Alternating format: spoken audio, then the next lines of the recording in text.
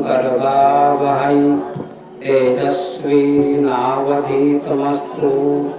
मा विद्विषावहै। गुरुर्ब्रह्मा गुरुर्विष्णु गुरुर्देवो महेश्वरः गुरुः साक्षात् परब्रह्म तस्मै श्री गुरवे नमः।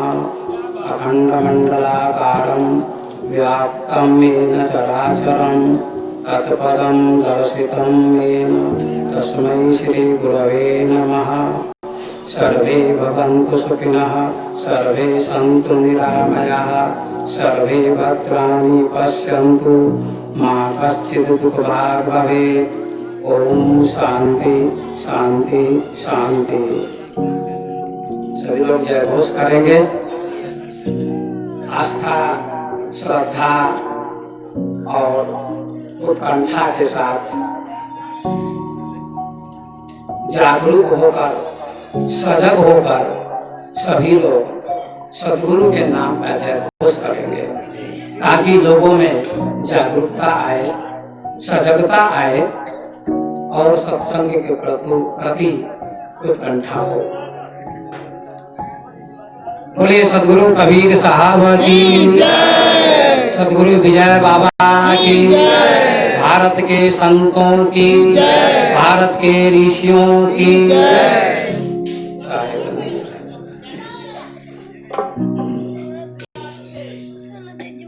मंच पर उपस्थित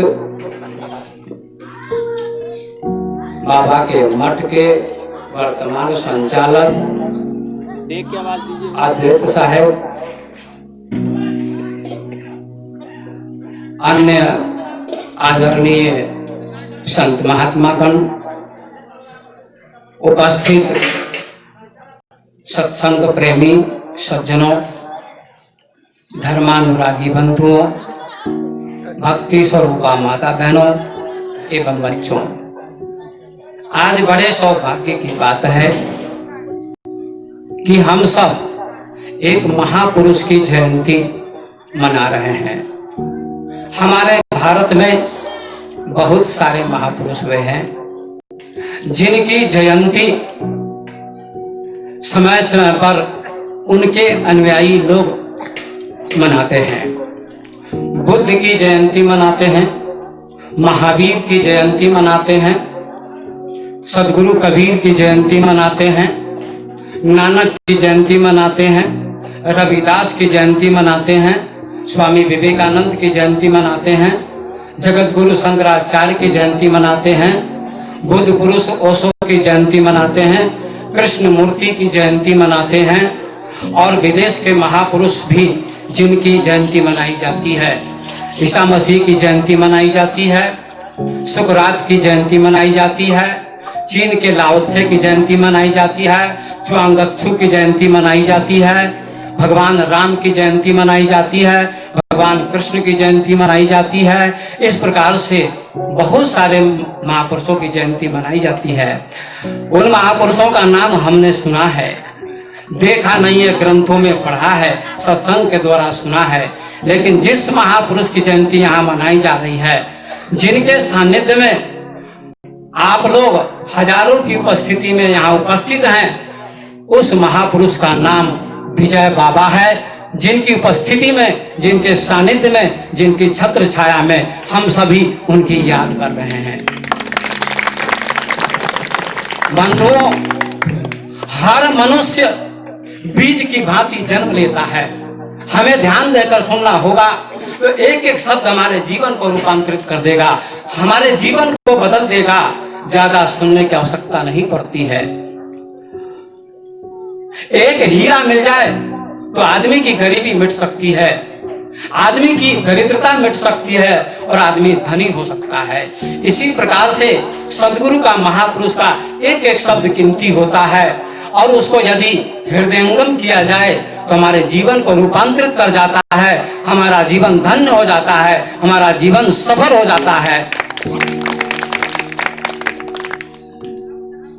बंधुओं सज्जनों, तो हमारा जीवन बीज की भांति होता है। आप सभी जानते हैं कि प्रत्येक मनुष्य बीज की भांति जन्म लेता है। आपने बीज को देखा होगा, पीपल का बीज होता है, पाकड़ का बीज होता है, बरगद का बीज होता है। उनके बीज बहुत छोटे छोटे होते हैं, बहुत छोटे छोटे होते हैं, लेकिन उनके वृक्ष कितने बड़े बड़े होते हैं, ये सुनकर आश्चर्य होता है। लेकिन कोई छोटा बच्चा, एक अज्ञानी मूर्ख व्यक्ति ये मान नहीं सकता है कि इस छोटे से बीज में इतना बड़ा पीपल का वृक्ष हो सकता है। हो सकता है, ये संभावना है, वो संभावना छुपी हुई है, अव्यक्त रूप में है, व्यक्त हो सकती है वो संभावना। बीज वृक्ष बन सकता है यदि उसी पीपल के बीज को आप खेत में बो देते हैं और सिंचाई करते हैं तो पत्ते निकलते हैं। पहले अंकुर निकलता है, फिर पत्ते निकलते हैं, फिर धीरे धीरे वो बड़ा होने लगता है और फिर शाखाएं निकलती हैं, तना हो जाता है, फिर वही वृक्ष, वही बीज बड़ा वृक्ष के रूप में परिणत हो जाता है, बड़ा वृक्ष बन जाता है। और उसी छोटे से बीज में जो वृक्ष छुपा हुआ था, जो अभी वृक्ष बन गया बोने के बाद, सिंचाई करने के बाद, और उसी पीपल के वृक्ष के नीचे जो बड़ा बन चुका है, हजारों लोग आराम कर सकते हैं, हजारों लोगों को विश्राम मिलता है, हजारों लोगों को आराम मिलता है, हजारों लोगों को शांति मिलती है। इसी प्रकार से विजय बाबा तो शरीर से चले गए और आज 40 वर्षों के बाद भी वे बीज से वृक्ष बन गए और हजारों लोगों को शांति मिल रही है, हजारों लोगों को आराम मिलता है, शांति मिलती है। ऐसे हमारे विजय बाबा थे। लेकिन और लोग बीज को वृक्ष नहीं बना पाते हैं, वे बीज बनकर ही मर जाते हैं। हर व्यक्ति में वृक्ष बनने की क्षमता है, हर व्यक्ति में बुद्ध बनने की क्षमता है, हर व्यक्ति में कबीर बनने की क्षमता है, हर व्यक्ति में विवेकानंद बनने की क्षमता है, हर व्यक्ति में शंकराचार्य बनने की क्षमता है, हर व्यक्ति में राम बनने की क्षमता है, हर व्यक्ति में कृष्ण बनने की क्षमता है, हर व्यक्ति में महापुरुष बनने की क्षमता है। वो क्षमता तभी जगती है जब सद्गुरु का सानिध्य मिलता है। सद्गुरु ही वो भूमि है जिसके सानिध्य में व्यक्ति जब आता है तो व्यक्ति की शक्ति जागृत हो जाती है, ऊर्जा जागृत हो जाती है और व्यक्ति विद्वान बन जाता है, ज्ञानी बन जाता है। सज्जनों, आप सभी धन्यवाद के पात्र हैं, लेकिन व्यक्ति दुखी क्यों है? दुखी इसलिए है कि अपनी शक्ति को जान नहीं पाता है, अपनी शक्ति को जगा नहीं पाता है। हर व्यक्ति की शक्ति सुसुप्त है, उसको जगाने की आवश्यकता है। आप सभी जानते हैं एक दिया, बुझा हुआ दिया है जिसमें रोशनी नहीं है, प्रकाश नहीं है, उसको भी लोग दीपक कहते हैं, उसको भी लोग दिया कहते हैं। दिया का क्या अर्थ है? दिया का अर्थ है देने वाला, लेकिन उस बुझे हुए दीपक में अभी प्रकाश नहीं है, रोशनी नहीं है, लाइट नहीं है। लेकिन जब उस दिए को, बुझे हुए दिए को प्रकाशित दिए के पास आप ले जाइएगा तो बुझा हुआ दिया भी प्रकाशित हो जाएगा और एक प्रकाशित दिए से हजारों करोड़ों दिए प्रकाशित हो सकते हैं।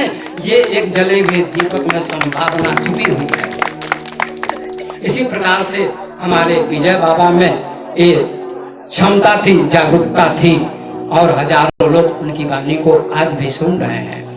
यही क्षमता बुद्ध में, महावीर में, सभी महापुरुषों में थी। इसलिए बाबा ने 4 शब्द दिए आपको, 4 शब्द दिए। वे 4 शब्द कौन है? 4 बातें दी। वैसे तो बहुत सारी बातें उन्होंने दी, लेकिन 4 बातें मुख्य देकर चले गए। हम तो उस समय छोटे थे, 8वीं कक्षा में पढ़ते थे और 1980 में बाबा चले गए, 80 वर्ष की उम्र में। मैं बहुत छोटा था, लेकिन उस समय पूरा जानता नहीं था उनको, लेकिन अब मैं उनको अच्छी तरह से जानता हूं। उस समय नहीं जानता था, जब उनका शरीर उपस्थित नहीं है तब मैं अच्छी तरह से जानता हूं, क्योंकि मैंने सैकड़ों ग्रंथों का अध्ययन किया है, महापुरुषों का अध्ययन किया है और अध्ययन करने के बाद उनको जाना कि वे कौन थे। वे एक महापुरुष थे। तो उन्होंने 4 शब्द दिए हम सबको। वे 4 शब्द कौन है? आप लोगों ने सुना होगा, सत्संग, सेवा, अध्ययन और अभ्यास। ये 4 शब्द उन्होंने प्रदान किए हैं। इन्हीं 4 शब्दों को यदि आप समझ जाते हैं, हृदयंगम कर लेते हैं, तो आपका कल्याण हो जाएगा, आपका बेड़ा पार हो सकता है। वे 4 शब्द हैं, सत्संग, सेवा और अध्ययन अभ्यास। पहली बात है सत्संग। ये 4 शर्तें हैं। सत्संग, आप सत्संग करते हैं, प्रत्येक रविवार को सत्संग करते हैं। सत्संग पहली बात है, सभी को सत्संग करना चाहिए, ये पहली शर्त है। और क्योंकि सत्संग का महत्व तो सब महापुरुषों ने दिया। तुलसीदास जी ने भी दिया, कबीर साहब ने भी दिया, बुद्ध ने भी दिया, महावीर ने भी दिया। सारे महापुरुषों ने सत्संग की महिमा का बखान किया। तुलसीदास ने भी कहा कि बिनु सत्संग विवेक न होई। बिना सत्संग के किसी को विवेक नहीं हो सकता। विवेक का अर्थ होता है ज्ञान, आत्मज्ञान, स्वयं को जानना, ये विवेक है। मकान को जानना विवेक नहीं है, दुकान को जानना विवेक नहीं है, जमीन को जानना विवेक नहीं है, शरीर को जानना विवेक नहीं है, दुकान करना विवेक नहीं है, प्रोफेसर बन जाना विवेक नहीं है, डॉक्टर बन जाना विवेक नहीं है, मुख्यमंत्री बन जाना विवेक नहीं है, प्रधानमंत्री बन जाना विवेक नहीं है। विवेक तो उसके पास होता है जो स्वयं को जान लेता है, आत्मा को जान लेता है, अपने को जान लेता है, उसका नाम विवेक है। उसका नाम विवेक है। महावीर स्वामी ने, जैन धर्म के महावीर स्वामी ने विवेक शब्द का उपयोग किया। तुलसीदास जी ने विवेक शब्द का उपयोग किया। कबीर साहब ने भी विवेक शब्द का उपयोग किया। लेकिन विवेक का अर्थ होता है होश, विवेक का अर्थ होता है ध्यान। विवेक केवल शब्द नहीं है, विवेक केवल शब्द नहीं, विवेक का अर्थ होश। मेरा भी नाम विवेक दास है। विवेक का अर्थ होश, विवेक का नाम चेतना, विवेक का नाम ध्यान। इसलिए सत्संग से विवेक आता है, होश आता है, चेतना आती है, जागरूकता आती है। हर आदमी सोया हुआ है, हर आदमी सोया हुआ है, सारी दुनिया सोई हुई है। सोए हुए व्यक्ति को कौन जगाता है? आप सभी जानते हैं, एक छोटा बच्चा सो जाता है, सोता रहता है। 5 साल का बच्चा है, सुबह होती है, उसकी नींद नहीं टूटती है तो उसकी माँ जगाती है, बेटा जागो, सुबह हो गई है, विद्यालय जाना है, शिक्षा प्राप्त करनी है। अगर जगोगे नहीं तो विद्वान नहीं बन सकोगे, इसलिए जगो, विद्यालय में जाओ, अध्ययन करो तो विद्वान बनोगे। तो माँ उसको जगाती है। इसी प्रकार से कोई सद्गुरु हमें जगाने आते हैं और हम लोगों को जगाकर अपनी ओर रूपांतरित करते हैं कि तुम अपने आप को रूपांतरित कर लो। अस्तो मां सतगम्य, तमसो मां ज्योतिर्गम्य, मृत्योर मां अमृतम गम्य। असत्य से सत्य की ओर ले चलो, अंधकार से प्रकाश की ओर ले चलो। और अस्तो मां सतगम्य, तमसो मां ज्योतिर्गम्य, अंधकार से प्रकाश की ओर ले चलो। और मृत्योर मां अमृतम गम्य, मृत्यु से अमृत की ओर ले चलो। ऐसा हमारे ऋषियों ने कहा है, ऋषियों की ये घोषणा है। तो हम सभी संसार के लोग, अधिक लोग सोए हुए हैं, सोए हुए लोगों को जगाते हैं। आप लोग कुछ जग गए हैं, संपूर्ण रूप से नहीं जगे हैं। संपूर्ण रूप से जिस दिन जग जाएंगे, लोग प्रश्न करेंगे कि हम लोग तो जगे हुए हैं, आंखें खुली हैं, तो हम लोग सोए हुए कैसे? आंखें खुली तो पशुओं की भी है, पक्षियों की भी है, वे सब भी आंखें खोलकर चलते हैं, लेकिन सभी सोए हुए हैं। जगे हुए कौन है? कोई बुद्ध जगे हुए हैं, कोई महावीर जग जाते हैं, कोई कबीर जग जाते हैं, कोई नानक जग जाते हैं, कोई मीरा जग जाती है, कोई कृष्ण जग जाते हैं, कोई कबीर जग जाते हैं, कोई विजय बाबा जग जाते हैं और आपको जगा देते हैं और आप भी जग जाते हैं। इसलिए जागने की आवश्यकता है। तो पहली शर्त है सत्संग। हमारे आपके बाबा ने सत्संग की बात की। सत्संग करो, सत्संग का मतलब होश। जो आप सत्संग करते हैं 8 दिन पर, इसका नाम सत्संग नहीं है, इसका नाम सत चर्चा है। यहाँ सत्य की चर्चा होती है। सत्संग तो अकेले में होता है, सत्संग हजार के बीच में नहीं होता है। सत्संग अकेले में होता है। और इसका प्रमाण मैं विजय बाबा के द्वारा देना चाहता हूं। यहाँ के कुछ भक्त हमारी भी आलोचना करते हैं, हमारी बातचीत हुई कि आप इसका खंडन करते हैं। नहीं, सत्संग का खंडन कोई नहीं कर सकता। यहाँ सत्य की चर्चा होती है। शास्त्र में केवल शब्दों का संकेत है, शब्दों का संग्रह है। शास्त्र में सत्य नहीं है, शास्त्र में परमात्मा नहीं है। पलटू दास जी ने कहा, कागज में कहीं राम लुकाही। कागज में राम छुपा हुआ नहीं होता है, वो तो हृदय में है, अपने अंदर में विद्यमान है। इसलिए सज्जनों, ये शब्द चर्चा है। जैसे चंद्रमा आकाश में है, बच्चा कहता है मां चंद्रमा ला दो। चंद्रमा को कैसे लाएगी मां? लेकिन मां अंगुली दिखाती है, वो है चंद्रमा। लेकिन अंगुली के द्वारा मां इशारा करती है। इसी प्रकार से चंद्रमा कहीं और है, अंगुली कहीं और है। शास्त्र जितने भी हैं वो सब अंगुली का काम करते हैं, इशारा का काम करते हैं। वहां तक शास्त्र की पहुंच नहीं है। और सत्य आपके अंदर में, सदगुरु इशारा करते हैं, शास्त्र इशारा करते हैं। इसलिए 7 दिन पर सत्य चर्चा होती है। इसलिए कबीर साहब ने कहा, संगत वह जल जाए न चर्चा राम की, दुल्हा बिना बारात कहो किस काम की। जिस बारात में लड़का ना हो, जिसकी शादी होती है, जिसका विवाह होता है, तो बाराती का कोई महत्व नहीं होगा। बाराती पहुंच जाएंगे, बारात पहुंच जाएगी, और लड़का जब तक नहीं पहुंचा रहेगा, दुल्हा जब तक नहीं पहुंचा रहेगा, तब तक बेटी वाला रसगुल्ला तो क्या खिलाएगा, कुछ भी नहीं देगा। और जब लड़का पहुंच जाता है तो सारी व्यवस्था होने लगती है। इसी प्रकार से इस संसार का दुल्हा कौन है? जिसको परमात्मा कहते हैं, और उस परमात्मा को बताने वाले सदगुरु होते हैं, जो इस संसार के दुल्हा है। तो हम लोग, आप लोग 7 दिन पर सत्य चर्चा करते हैं। सत्संग अकेले में होता है। तो सत्संग पहली बात है। और दूसरी बात है सेवा। आप लोग सेवा करते हैं। अभी 2 दिवसीय सत्संग का आयोजन है, तो आप लोग सत्संग सेवा में संलग्न है। छोटे छोटे बच्चे भी लगे हैं, नव युवक भी लगे हैं, सेवा में संलग्न है, निरंतर रत हैं। बड़ी आस्था है, बड़ी निष्ठा है लोगों की। धन्यवाद है लोगों को कि रात दिन सेवा में संलग्न है। महात्माओं की सेवा कैसे होनी चाहिए, आए हुए भक्तों की सेवा कैसे होनी चाहिए, तो सेवा दूसरी शर्त है। आपके ही बाबा कहते थे विजय बाबा, तो कहिएगा आपके बाबा नहीं थे, हमारे भी बाबा थे, आपके भी बाबा थे। तो बाबा कहते थे, न कुछ जान तो सेवा ठान। अगर कुछ नहीं जानते हो तो सेवा करना सीख लो, तुम्हारा बेड़ा पार हो जाएगा। ये बात रामचरितमानस में भी गोस्वामी जी ने कहा। लेकिन सेवा में समर्पण की भावना होनी चाहिए, सेवा में ऊब नहीं होनी चाहिए।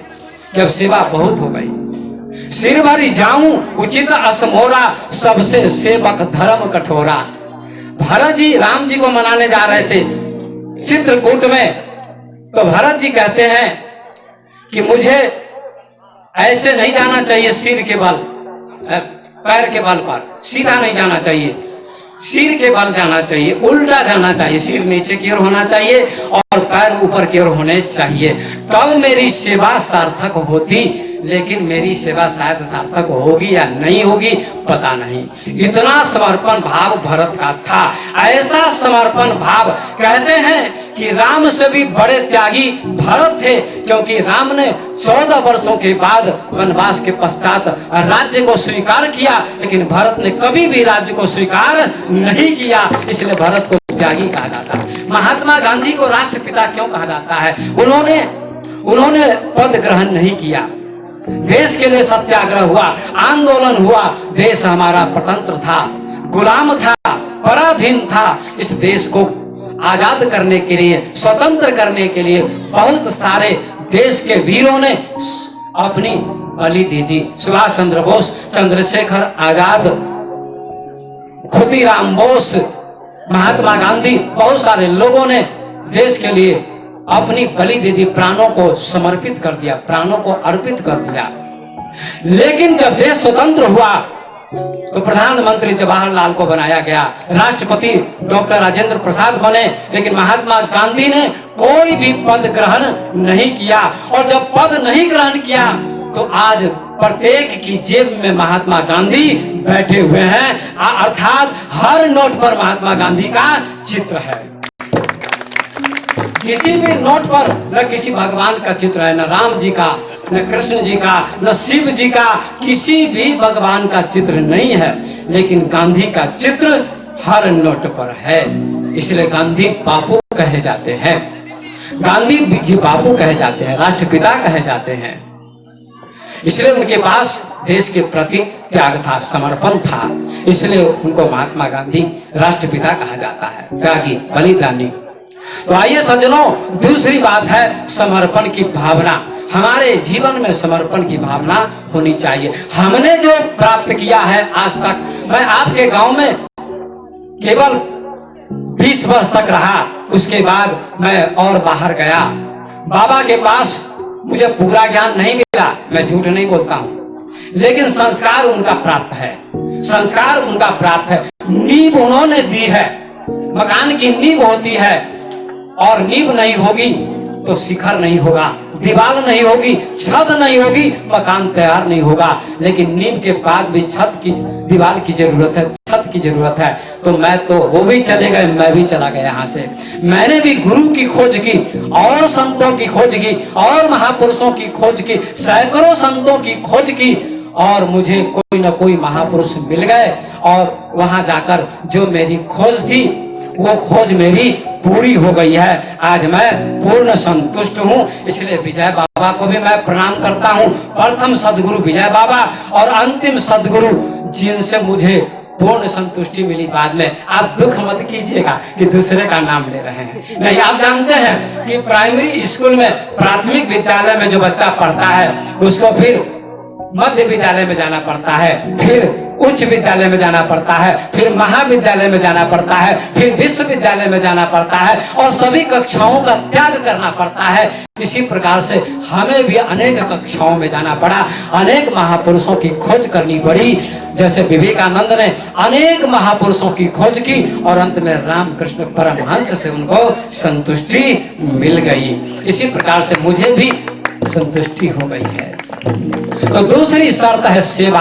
हम सभी सेवा में संलग्न हैं, आप सभी सेवा में संलग्न हैं। बड़ी प्रसन्नता की बात है, बड़ी प्रसन्नता का विषय है। अभी हमारे अद्वैत साहब ने बड़ी लघुता का परिचय दिया कि हम इनके चरणों की धूल भी नहीं, जो प्रतिभा विवेक साहब की है, ऐसा इन्होंने कहा, अपनी लघुता का परिचय दिया। लेकिन इन्होंने भी अच्छी योग्यता प्राप्त कर ली है, दर्शन का, वेदांत का अच्छा ज्ञान प्राप्त किया है। इस बात का मुझे गर्व है, इस गांव का,